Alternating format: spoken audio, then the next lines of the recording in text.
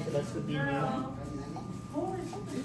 If the hyperbola is not in the center, it's not in the origin of the Cartesian plane, how to determine the center of the hyperbola? So here, as you can see, this is x minus 3. Just change the sign from negative 3 to become positive 3. And from positive 2, it will become negative 2. So this is now the center of the hyperbola, 3 and negative 2. We already did it. You already did this one? Yeah. In which number do we do? The last one. Number 4, we didn't do it before. Problem number 4.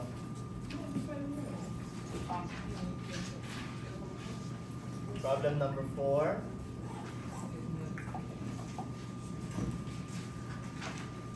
So what is the center for problem number 4? 1, 1, 2, 2, positive 2 and positive 1. As you can see, don't be confused. You always use the x first before y. So x minus 2, the negative 2 here will become positive 2. And the negative 1 will become positive 1. X first before y. So the center is 2, 1, and h value is equals to 2, and k value is equals to 1.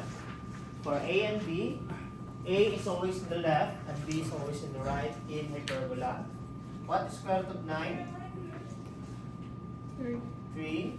And what is square root of 16? 4. 4. So we have now all the requirements. We have a, b, h, and k. Now, we can solve now the vertices using the formula for vertical. This is vertical hyperbola. The formula for vertices for vertical hyperbola is b, h value, k positive, negative, a.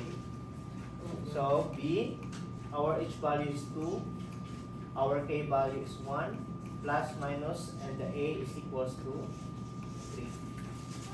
So that is now our vertices. For our foci, the formula is c squared is equals to a squared plus b squared. The difference between the foci of hyperbola and ellipse is that the hyperbola is positive while the ellipse is negative. So c squared is equals to a, 3 times 3 is 9 plus b, 4 times 4 is 16. 9 plus 16, 25. Now what is square root of 25? 5. So c is equals to positive, negative, plus minus 5. And the formula for foci for vertical hyperbola is f times the quantity of h, k plus minus c. So substitute the values. F, h value is 2, k value is 1, plus minus 5. And this is now the answer. So if the problem wants the two foci, the two focus, just simply f 2, then 1 plus 5, what's the answer? 1 plus 5? 6. And the other focus is 2, 1 minus 5 is 1 minus 5? 4.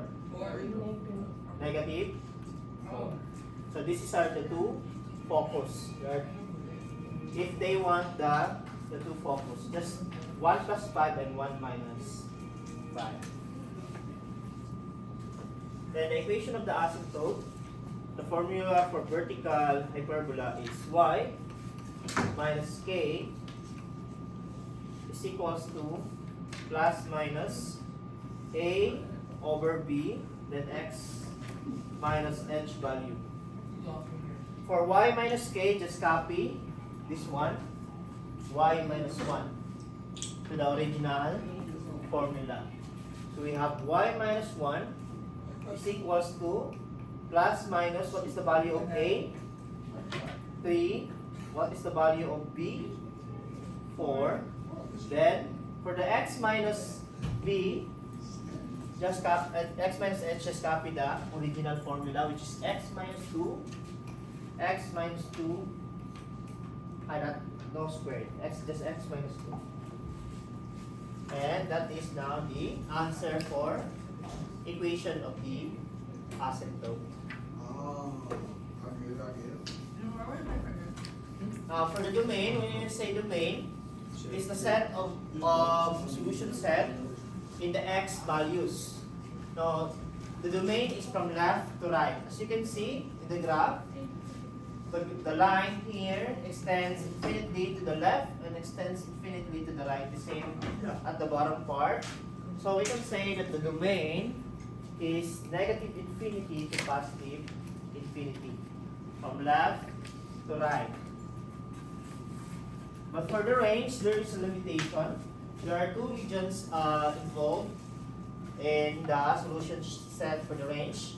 From bottom to top, as you can see from the bottom, there's a restriction that it only allow it up to -2 for the lower boundary. So for the lower boundary of the region, it is negative infinity to 2. As you can see, I use bracket for 2 because 2 is also, I'm sorry, this should be -2. -2, it is also, -2 is also included in the solution set.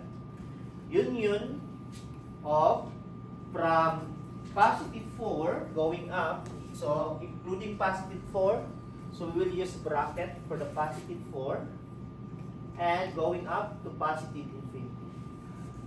So that is now the range.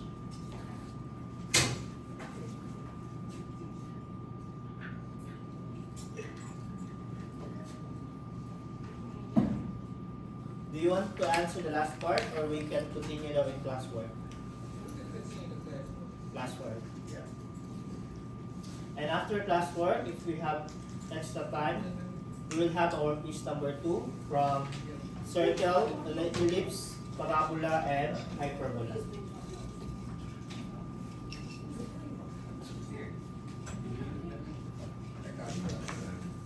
You can view your notes in different comment sections.